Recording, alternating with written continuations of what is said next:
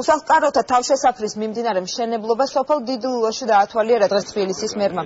მერის წარმომადგენელთა განცხადებით, ახალი თავშესაფარი, რომელიც 240 ბენეფიციარზე იქნება გათვლილი, მთავრობის მიერ დადგენილ ყველა სტანდარტს დააკმაყოფილებს. მშენებლობა 7 თვეში უნდა დასრულდეს. პროექტი კი 1.600.000 ლარი ჯდება. დავით ნარმანიამ დღეს მოსკოვის პროსპექტზე განლაგებული კაროებიც მოინახულა და ბენეფიციარების პრობლემები მოისმინა. ავიღეთ ვალდებულება და დავიწყეთ კაპიტალური მშენებლობა იმისათვის რომ პირობები იყოს სრულად მოწესრიგებული და იმ წესის შესაბამისად იყოს ყველა აუცილებელი პირობა რაც ადამიანს სჭირდება ნორმალური არსებობისთვის.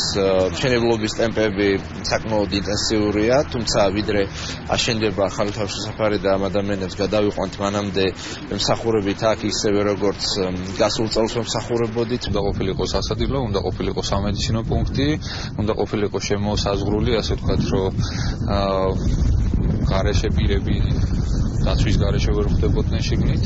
შესაბამისად, ყველა წყალი, გათბობა, კანალიზაცია, რა ვიცი, ყველაფერი, რაც ეკუთვნის ამ კომპლექსს, ყველაფერი გათვალისწინებულია. კომპანიას აქვს 7 თვე მიცემული სამუშაოების შესასრულებლად, უნდა იმუშაოს 24 საათიან რეჟიმში